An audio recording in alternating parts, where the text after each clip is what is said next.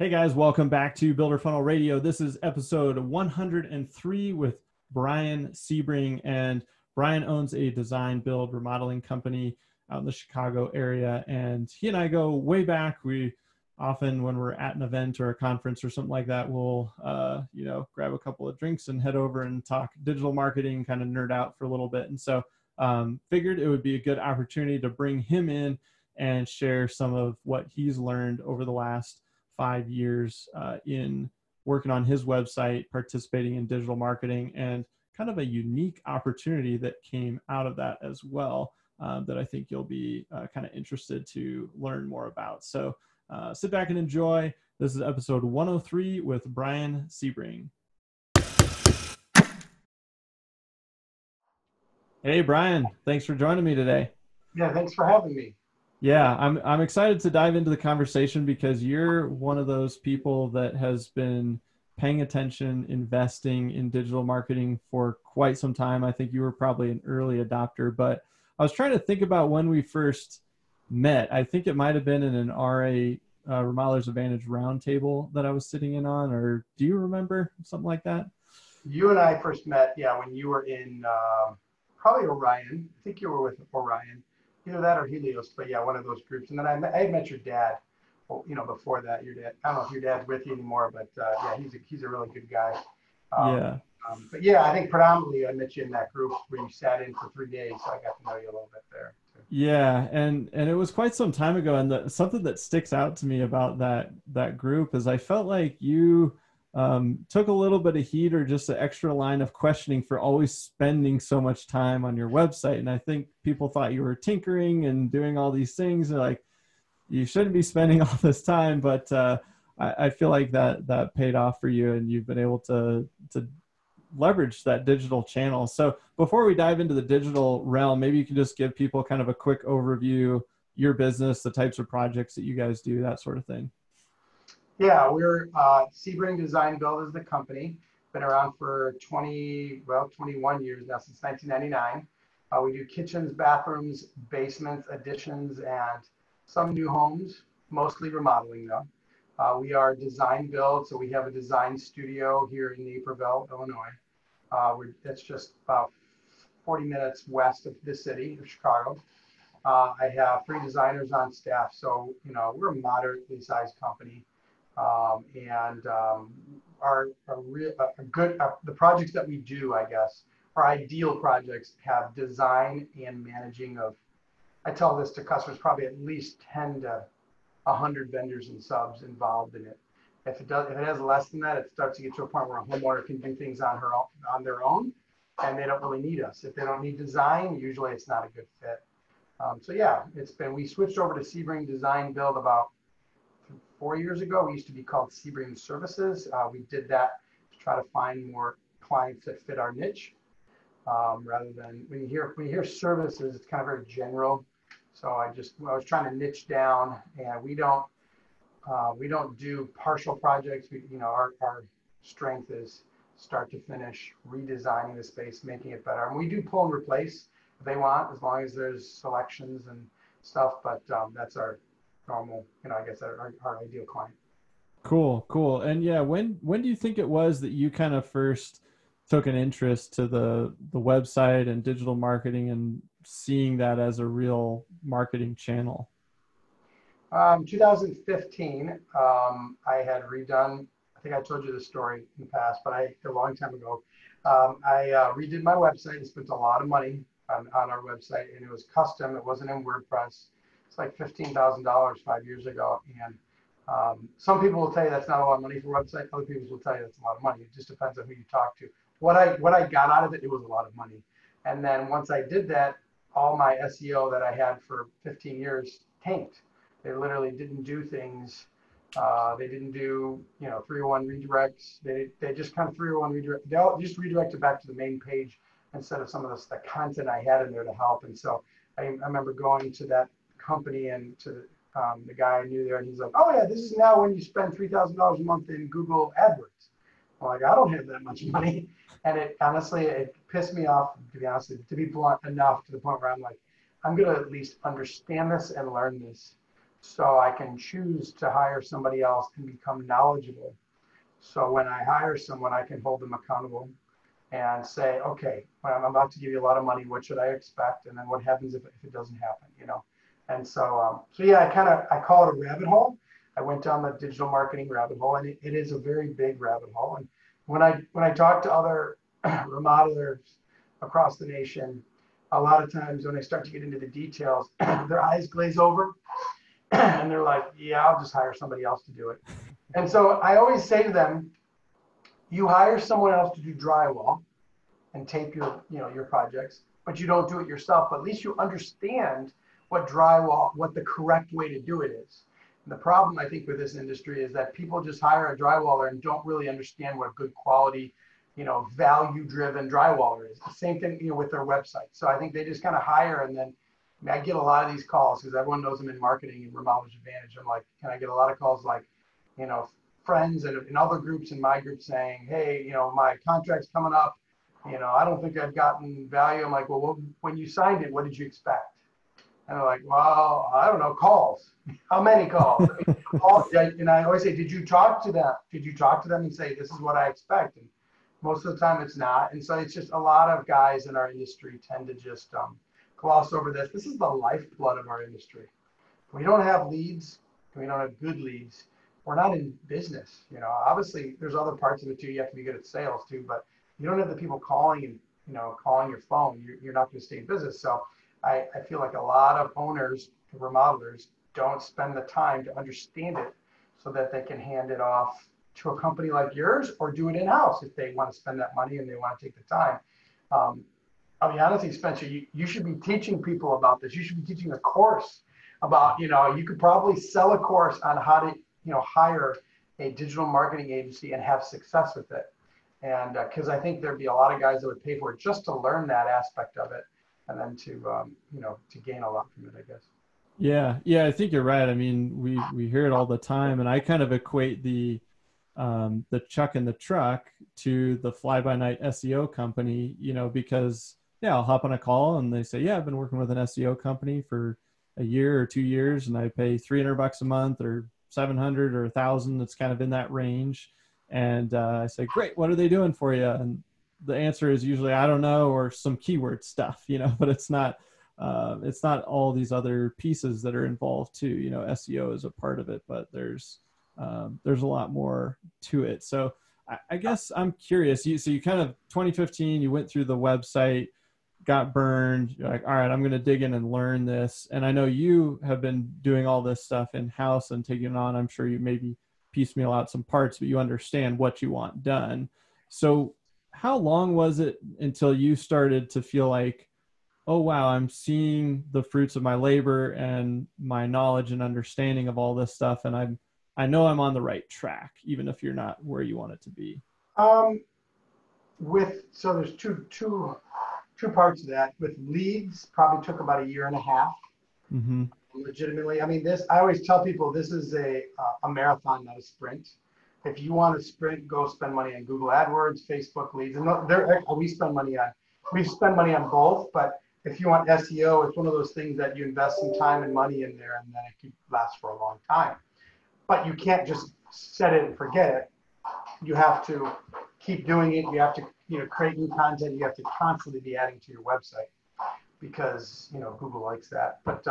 But yeah, so probably 1.5 years. As far as some of the earning some income from my website, I started doing that maybe a year ago.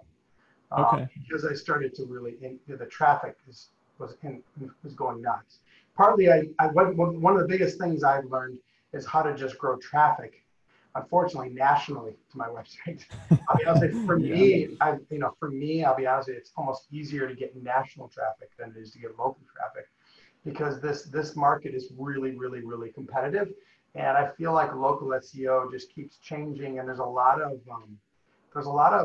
manipulative tactics going on with the Google Maps, and there's a lot of black hat SEO that Google doesn't catch on a local level. They may catch it on a national level, but I deal with it all the time where, you look at the map pack and you look at these companies, I've never even heard of them. They're not in my area, but they're suddenly popping up in my town.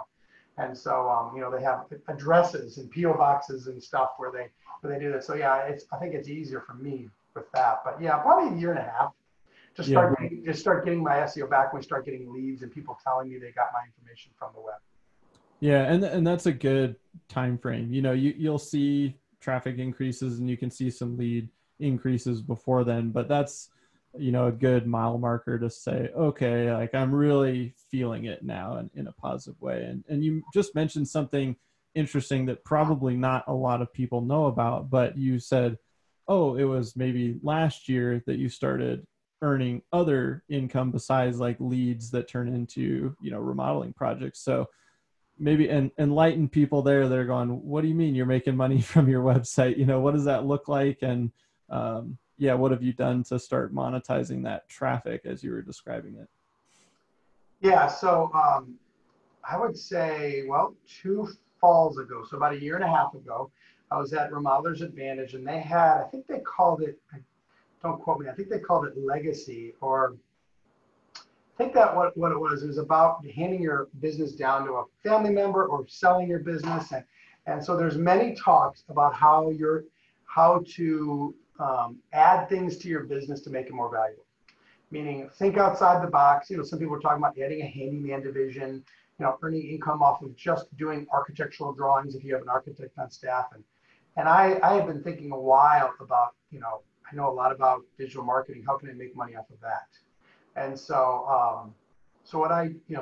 from that, it kind of motivated me to say, okay, we need to start putting ads in my blog. And so part of these, I'm a local company, other remodelers will go, well, why would you put ads on your page? And because I was getting so much traffic. And I'll be honest, even my blog, I get 99% of the people who go on my blog are not from my service area. It's like 1%. Now I get like 99% of my local pages, like about us and just the stuff that 90% is local, but and 1% is national, where the blog is the opposite. 1% is local, 99% is national. So I decided to try to figure out a way to start putting ads on my blog articles and starting doing that. We kind of dipped our toe originally, and we started seeing a little bit of money come in. I'm like, oh, I'm making a little bit of money, and then I started to realize that it makes sense because I know how to keyword research. I know how to see what other people are doing. I mean, digital marketing, it's so funny. It's the most exposed. Anybody, if you know what you're doing, you can see what everyone else is doing. It's like, in any other competitive atmosphere, you can't see the secret sauce of what other people are doing, but you can see the secret sauce of what other people are doing with their websites. At least at a national level, you can. And so you can certainly see how people are doing and why they're doing well, and certainly model that or make yours better. I mean, we don't do any copying or anything like that, but it's certainly look at, say, okay, that website did that.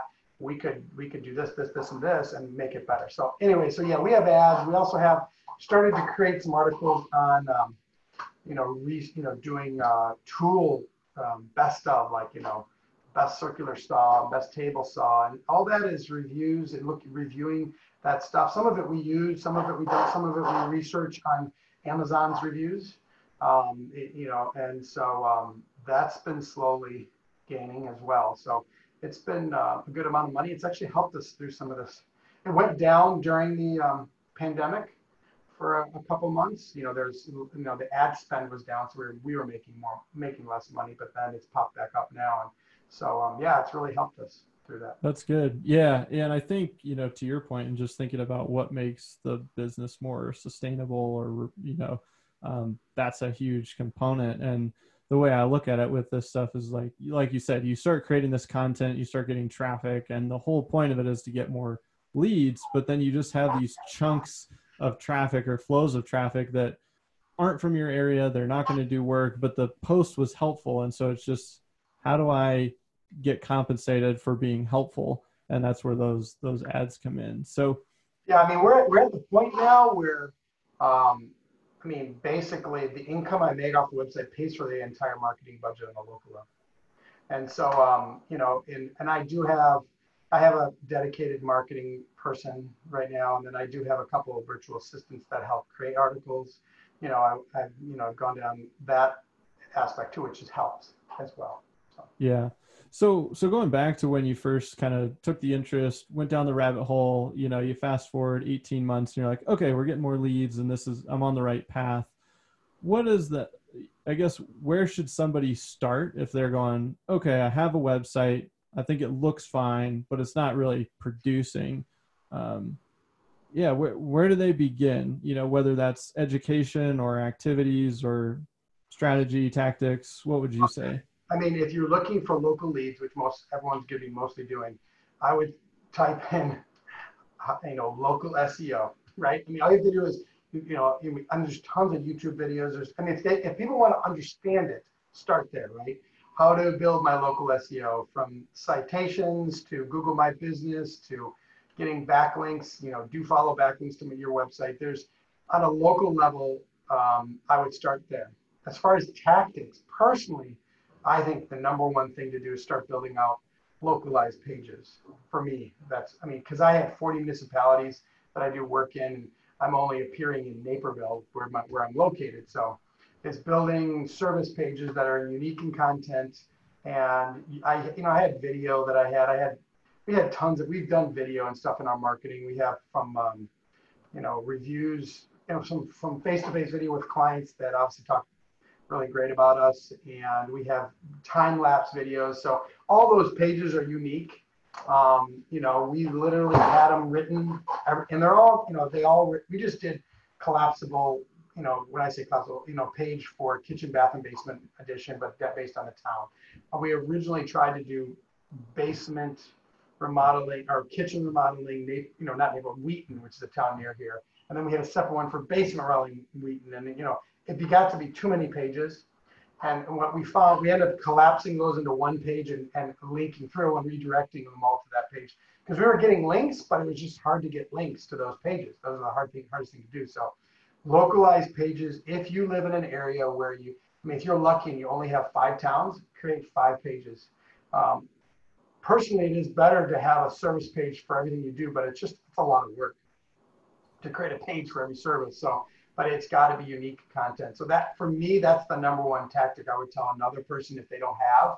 And then obviously you got to build out the citations. You got to build up the reviews on Google My Business, and then regularly post. So when we get photos in from a project, we regularly post it to Houzz. We have a process. We add it to Yelp.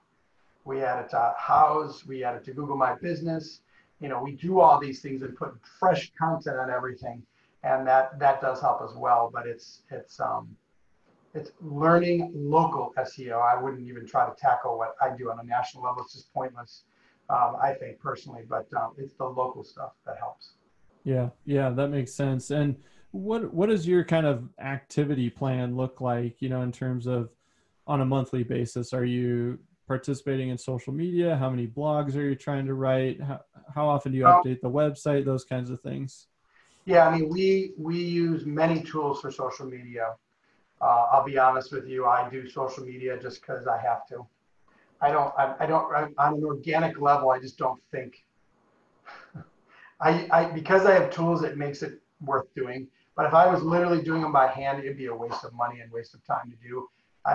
What I tend to do is when I post on an organic level, if I get some feedback from our clients, on Facebook or something, I'll then boost it to see if it's worth making it into a Facebook ad. Everyone is pay to play now, in my mind. Even Instagram. I've got 14,000 followers on Instagram. We built up our follower base a few years ago, and we only get a few hundred people that actually, communicate with it. So Instagram is definitely algorithmed me out of that. You know what I mean? So we use tools like Tailwind for Pinterest. If you've heard of Tailwind. So we pin regular to Pinterest. We use Social Bee, which is like Meet Edgar, if you've heard of that. Social Bee is evergreen content where I have probably 300 blog articles that I can keep reposting, and we have it in different bins and different days where it automatically posts without us doing anything. It took time to build that up, but once we do that, it just posts regularly. And then my goal for this year was to create a blog article for every working day. So not 365, but whatever, take off holidays, whatever working day, that was the goal. And we're ahead of that because of COVID. a lot of my staff went to start helping with the blog articles when, when there was nothing to do and they were getting PPP funds. I kept them busy by getting a ton of, a ton of that stuff. So that has helped. So we're ahead of the game, and still that's the goal. And then next year, we're probably going to start looking into rewriting some of those articles and start building up, and that's all more on the ads, getting more money for ads, but, using tools like Surfer SEO and understanding, how we could rewrite it or update it or change it and make it better. But so yeah, I mean, but a lot of that I'm not doing. I mean, I do the keyword research. I use a tool called Asana. You've heard of Asana? Yep, we use it here. Yeah, so Asana is, we have processes that, every single article gets into Asana where we have keywords and that sort of thing in there, and then they check off it, and then they let me know they're done. And I mean, really all I'm doing is doing keyword research and loading it off to the virtual assistants, and they're doing the work. And so it's ghostwriting. I review everything that's done, and obviously sometimes I'll run outlines, tell them how I want them to write, depends on what they're doing. So yeah. Yeah, that's super.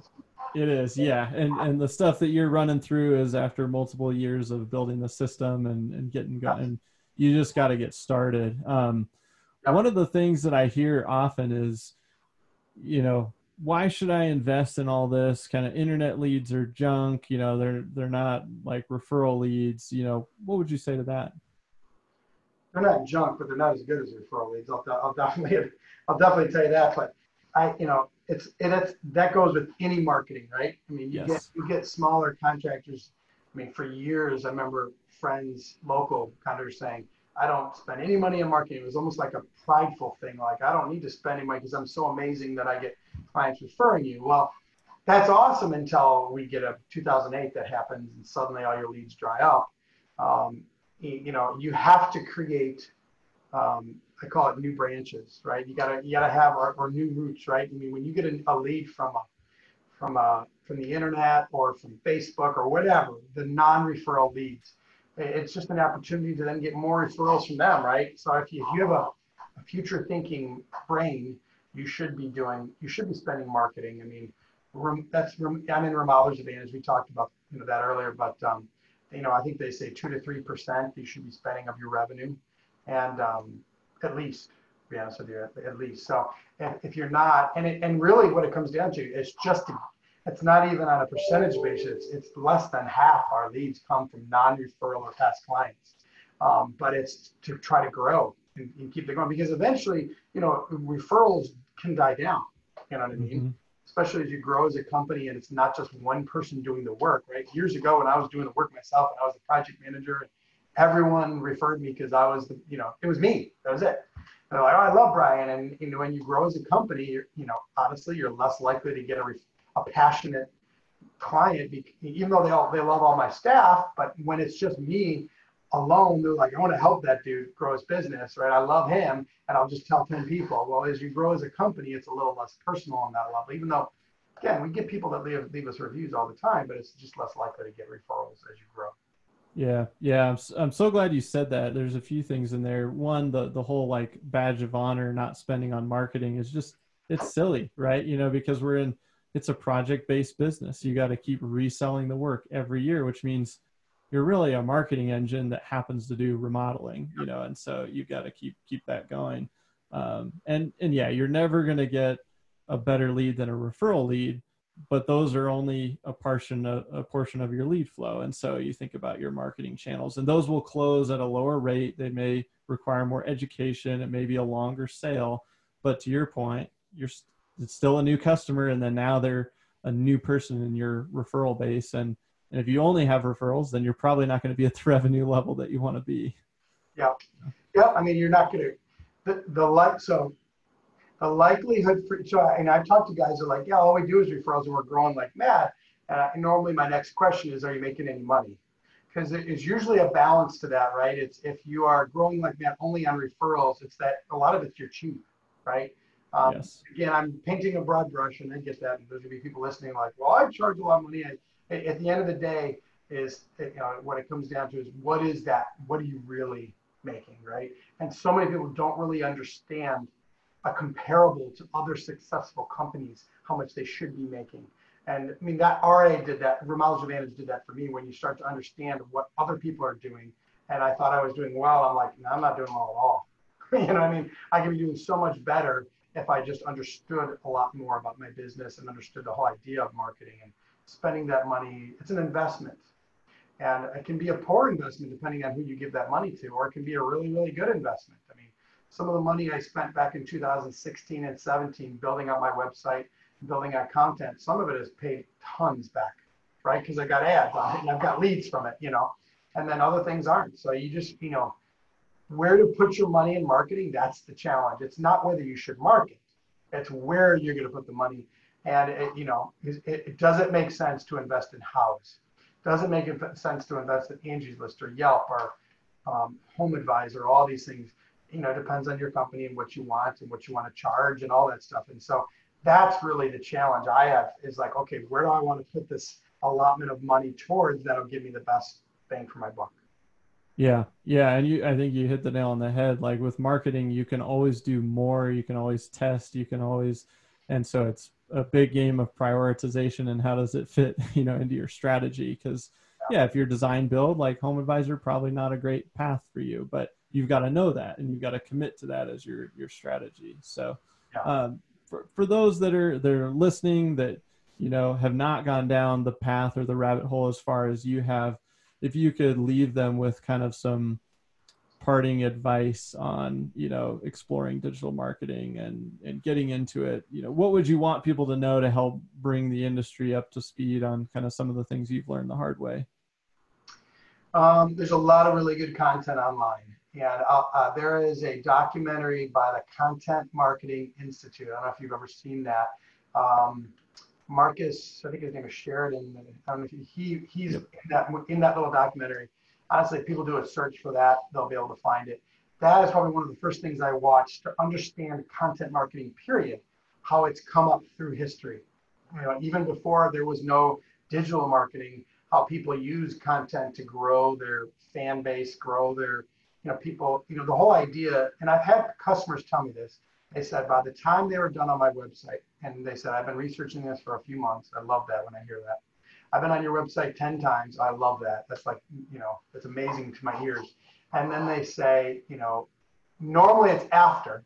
They say, we spent more time on your website and we learned more from you that we had to hire you.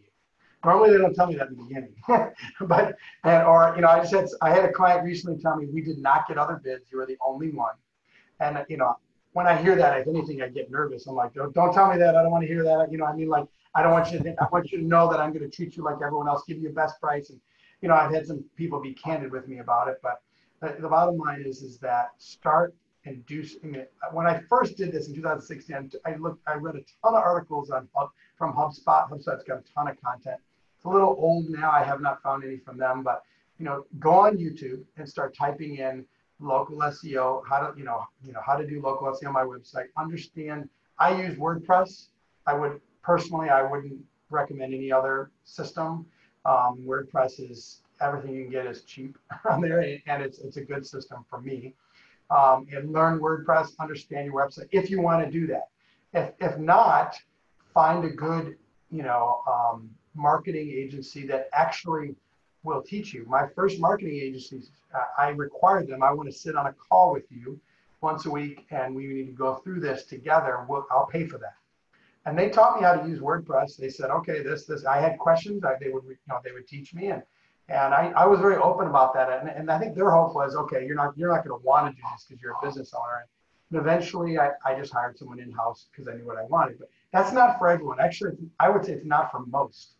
But having an understanding of it so that I can talk to someone like you on maybe not an even level, but closer to even level than you being, A knowledge and me F knowledge, if you know what I mean.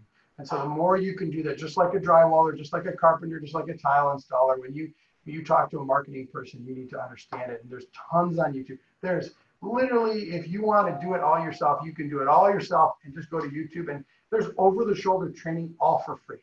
I mean, it's all over the place. Trust me, I'm on it all the time trying to learn new tactics and understanding, because it changes so regularly. So Google, It's great. It's a great source. And I tell you, when I did it in the evenings.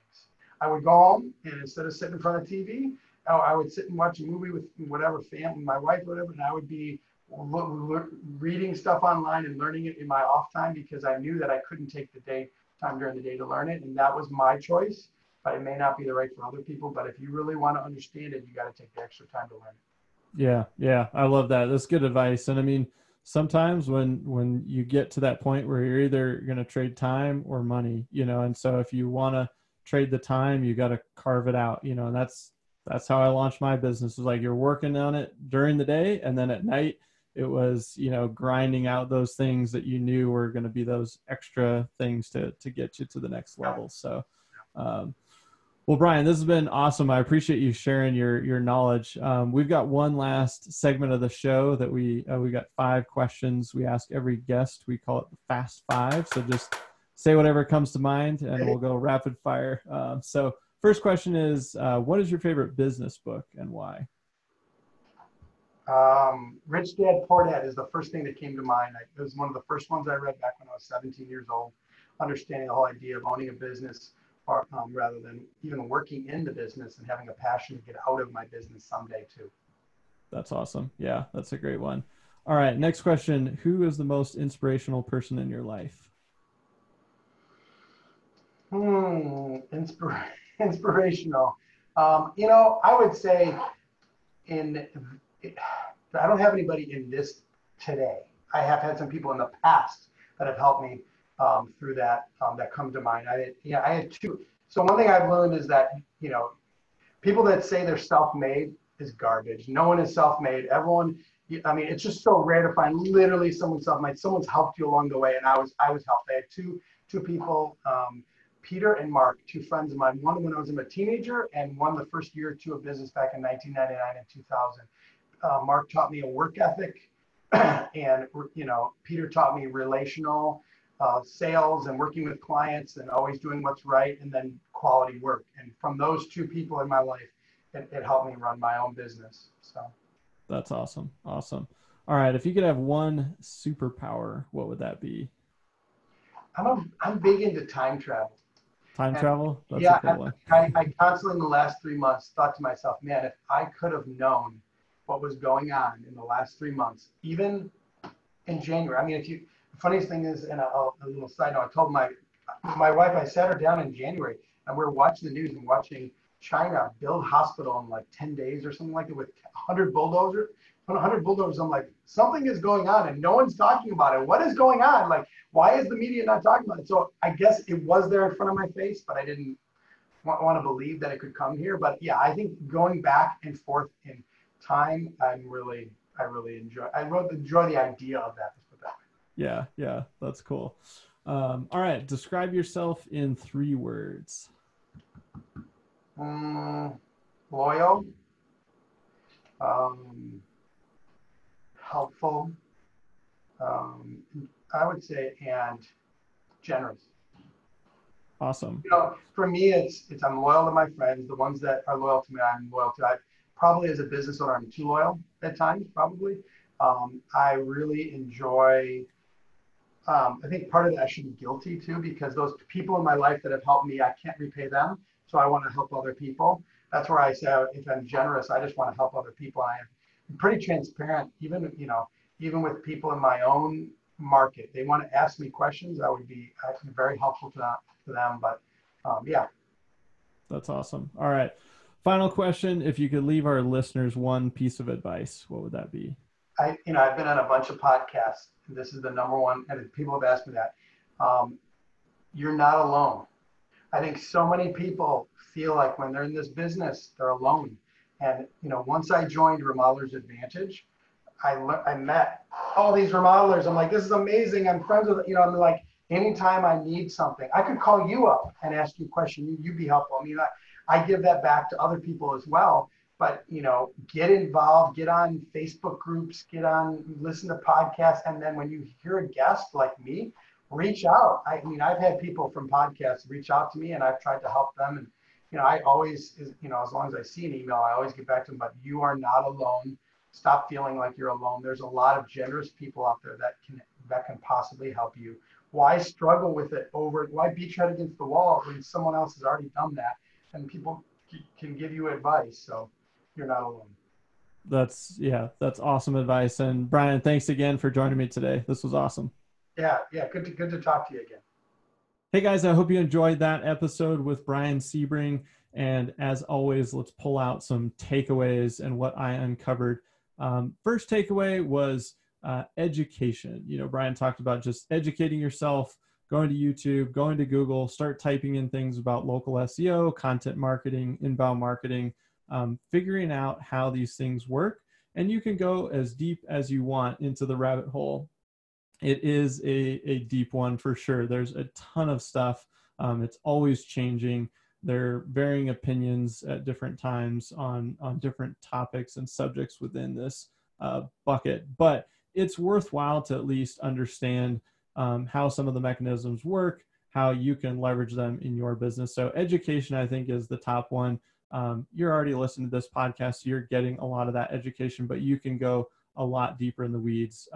I will say, if you want to go deeper into SEO, check out the Remodel Your SEO mini series that we just launched earlier this year with Danielle from our team. And that one's 9 episodes, super deep dive into the SEO world.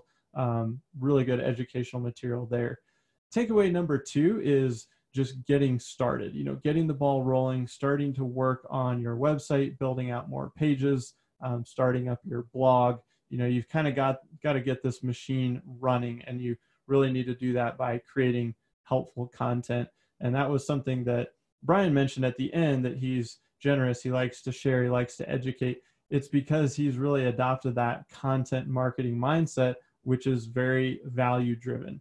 The premise is, hey, I'm going to create a blog post, a video, a podcast, whatever form that content takes. But the whole goal is I'm trying to educate my prospects, my future customers. I'm trying to add value to their world and help them make a good decision. And by doing that, you elevate your trust and your credibility. And like his example, we hear it so often here at Builder Funnel. You get somebody that reaches out and they're like, I've been reading your stuff, listening to your podcast, watching your videos for so long. Like, who else was I going to go with? And that's what you can create for yourself. Is they read your blogs, they browse your website, they get all this helpful information, they understand how everything works.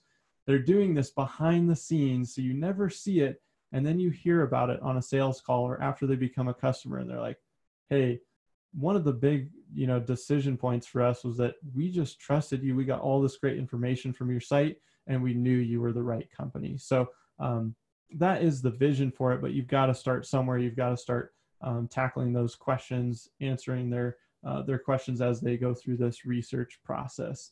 And so those were a couple of the big takeaways I pulled out from today's episode. I hope you enjoyed it. And again, I would really appreciate it if you take 30 seconds, click into your iTunes app or whatever podcast player you're using, click, leave a review, and then just give us a star rating. Let us know how we're doing.